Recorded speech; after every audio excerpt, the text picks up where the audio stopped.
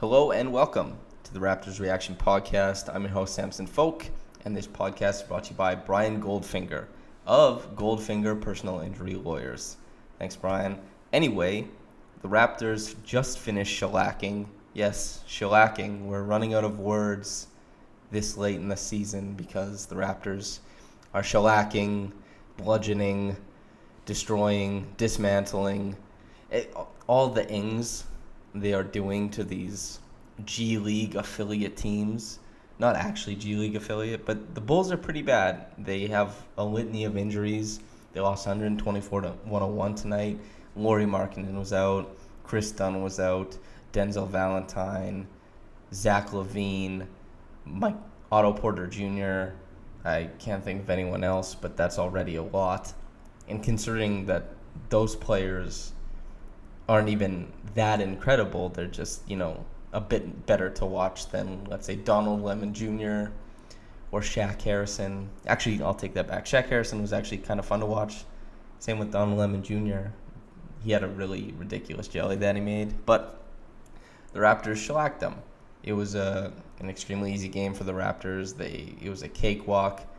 We got to see Serge Ibaka start alongside Marc Gasol, and Pascal Siakam got to rest this game. Prior to the game, the Raptors were kind of hush-hush on it, I guess. And I understand why, because they were waiting to see if Chris Boucher, Jordan Lloyd, and Malcolm Miller were going to make it. They were obviously playing in Long Island yesterday. Yeah, I covered that game yesterday.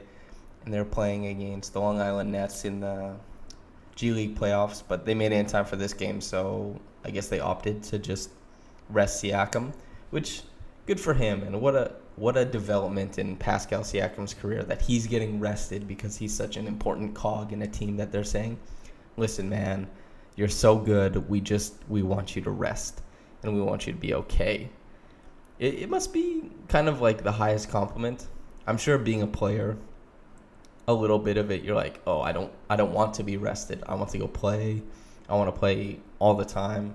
And even maybe there's a bit of motivation since Tracy McGrady and Richard Jefferson started the conversation around most improved player. It's been pretty present in the media lately. Maybe Pascal wants to keep pushing the envelope. He wants to keep getting a little bit closer. He wants to provide his case for that award, which I think he will end up getting. And Zach Lowe did say he was going to get, so everyone cross your fingers for that. What happened in this one? It was a pretty close start, I guess. It was like 30-30 at some point, or 31-31, something like that. And I guess the awkward front court pairing of Gasol and Ibaka, and maybe not traditionally, but at least in this day and age of the NBA, Ibaka and Gasol lining up next to each other does seem a bit awkward, especially since the Bulls played really small. All of their power forwards are injured. They didn't go with Cristiano Felicio and Robin Lopez next to each other to start the game, so it was just like Ibaka and Gasol, massive front court, Danny Green at the 3, Fred VanVleet at the 2, Kyle at the 1, and then a litany of guards that are just generally spend a lot of time in the G League against that lineup. So the start of the game was really, really scrappy and kind of awkward, something that they did to make the Bulls pay for how short they were was they just kind of like what you see Denver do with their offense sometimes is they'll have Jamal Murray bring the ball up the floor, Will Barton, one of those two, maybe Monte Morris, any of those three, let's say, and they'll just hand the ball off to Jokic at the top of the arc. He'll just be dead on, straight from the basket, and then they'll run horns from there, dribble handoffs. He'll try and pass over the defense, and that did happen tonight. That was with Ibaka. It was not as present. They were trying to run more pick and roll. They didn't have that much success with it. I mean, like a decent modicum of success, but the spacing was pretty awkward with those two in. They still need to learn how to play together, at least playing against a small ball group like that, like Chicago was playing.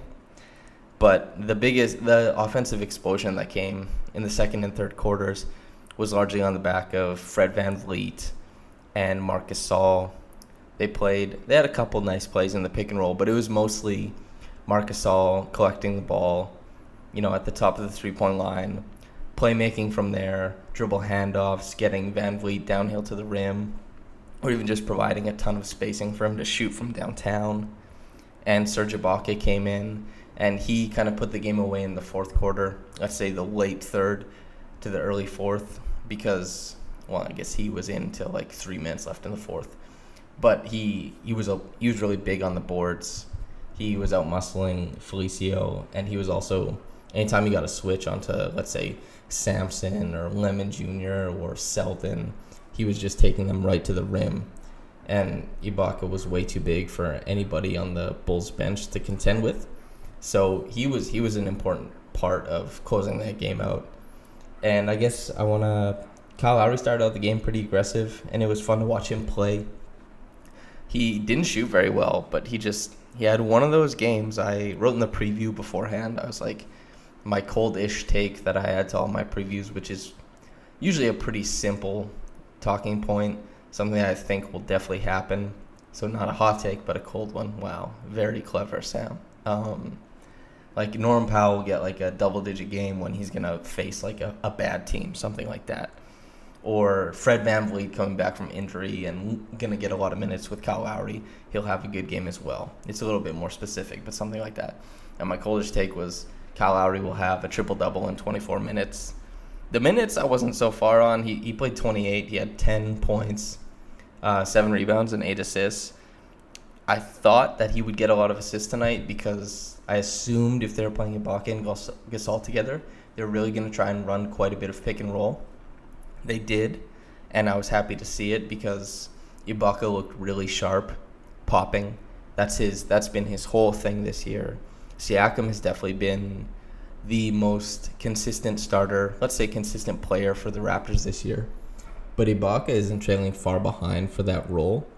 So getting back to that and seeing Ibaka go back to a play type that he's very confident in and that he can score very efficiently and consistently against defenses and is great because that's something they're really going to need in the playoffs. I was a little bit disappointed that it was more Van Vliet running the pick and roll with Gasol and Lowry with Ibaka. I'm not sure what that means for the playoffs, right? Because it seems to me like Gasol is the quote-unquote de facto starter now. I'm not sure if that's actually how it is. It's just how it seems. But watching, and they talked about it, like Gasol and Van Vliet ran a lot of drills together when Van Vliet was injured, I suppose. So that's maybe the reason for the chemistry. But I was expecting to see more Van Vliet with Ibaka and Lowry with Gasol, because Lowry and Gasol obviously have showed quite a bit of pedigree with each other, quite a bit of chemistry. And, Van Vliet and Ibaka have kind of been lacking in the pick and roll area for most of the year. It's something we've all been clamoring for, is needing Freddie to create shots for Ibaka.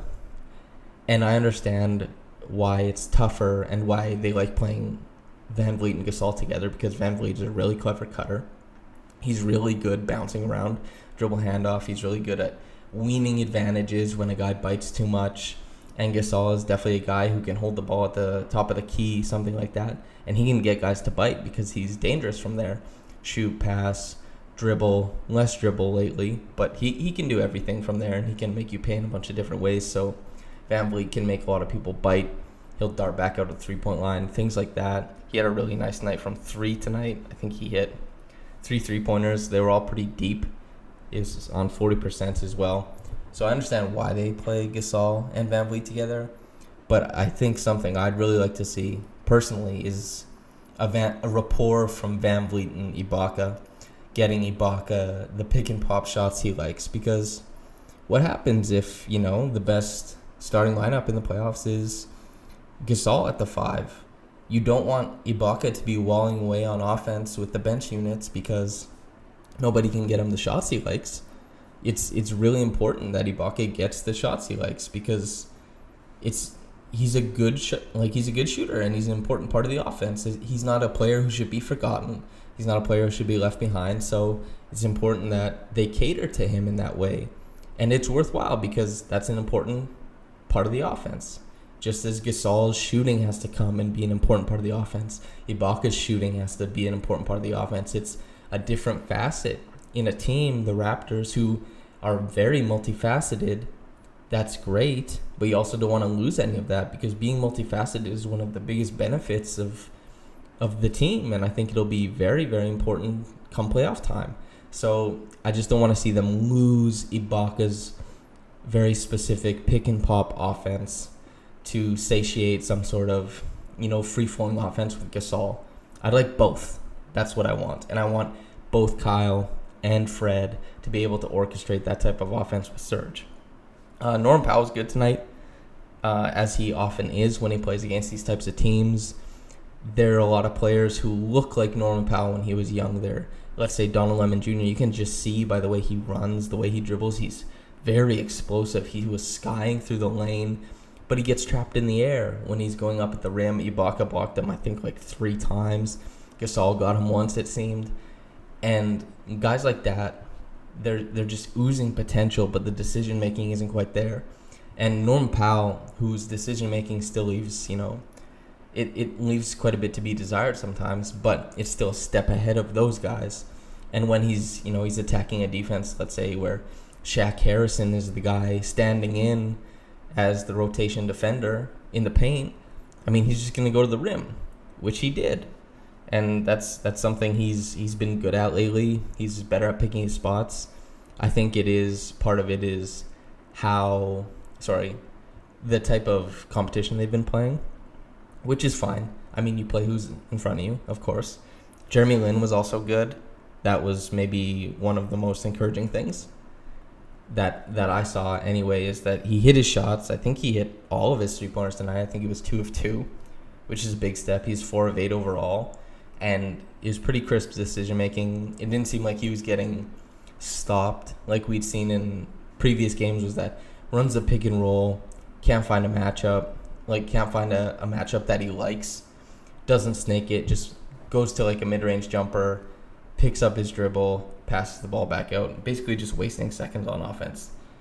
Tonight, he found his matchups he liked, he scored against them, and he cut off ball pretty well. I was pretty happy with how he did that, and he was effective. He was a really good third string guard tonight. Really happy with it. Danny Green, quiet game, but with how awesome he's been lately, it's fine. And honestly, a game like this, he doesn't need to be anything more than quiet. It's a pretty easy game for the Raptors overall. The 905 guys / two-way guys / 10-day guys. Jody Meeks was the standout. Obviously, Chris Boucher, Malcolm Miller, and Jordan Lloyd, we all wanted to see something from them. And especially, I've spoken about, I want to see something from Malcolm Miller in particular. Nothing really tonight. They're obviously kind of dogged from playing yesterday, which is okay. But Jody Meeks was awesome. They were running a lot of curls for him off the baseline, and it was just up to him to make a decision if he wanted to short it and cut into the paint, which happened 3 times, and he hit 3 floaters that were very close to the basket. Like the Bulls, there was no semblance of defense to be had, and sometimes he'd run the full curl, he'd catch it, and he'd hit a 3, and he just looked like a guy who belongs on a team that can go deep in a playoff run, who can come in off the bench and bang in a couple triples.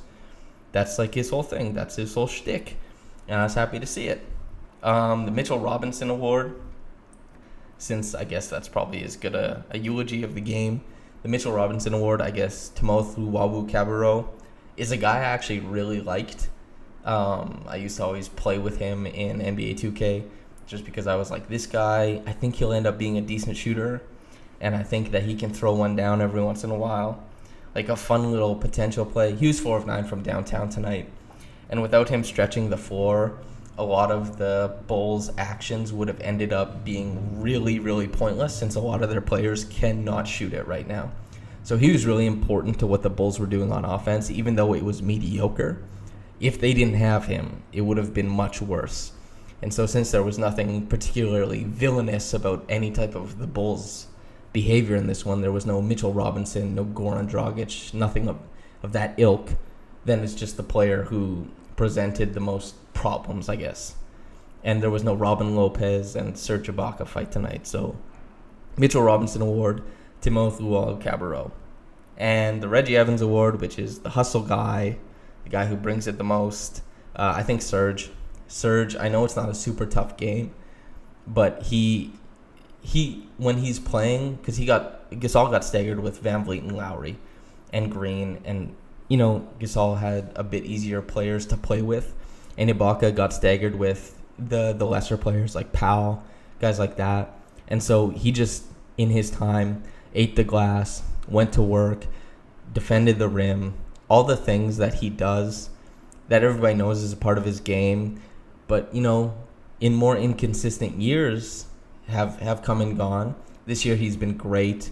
This game was just like emblematic of his whole year. He's like, I'm going to kill it from the mid-range. I'm going to hit a triple, just one. I'm going to stretch the floor. I'm going to show people that they have to respect me out here. And I'm also, sorry, and I'm also going to guard, defend the rim. And I'm going to rebound. And having 12 rebounds from Serge is definitely, that's a huge plus. To me, anyway. And that's a really happy thing. It could have gone to Jody Meeks as well, just because having a guy come in, pop a couple triples, show his pedigree when he's really trying to show his pedigree. I'll say that word twice in the same span of time. Very genius wordsmith over here. But seeing him do that is rewarding. So you kind of want to reward that a little bit. The top quick reaction comment, it looks like nothing has any likes, so we'll just read the top one. Baller. Mark quietly got 17 without sweats. When JV got 17, he was screamed everywhere and can barely run. Okay, that's reductive. Let's do another one. Omi. How the heck did we make 18 threes with Lowry only making one? This is unbelievable. Granted, it was against the G League of Bulls, but still. I agree with everything there. It's crazy how many threes the Raptors make now. I spoke about it in the last podcast. I said maybe the Raptors are just this team now. Gasol coming in has been a very, very big incentive for people to cut, and it's been taken on by the entire team. That is like, cut, find yourself in open space, and just put up jumpers. And the Raptors have been incredibly good from downtown in that time. So 18 threes is obviously fantastic. The fact that it came with Lowry only making one is even crazier. And granted, it was against the G League Bulls. All those things are correct. Omi, shout out to you. That's 100% spot on. If you guys like this, you can check out Raptors Republic on Twitter, Instagram, all the socials, whatever you like. There's also the Raptors Republic app if you want to check that out. Everything working great. Anyway, guys, thanks so much for listening. Have a blessed day and have a good night.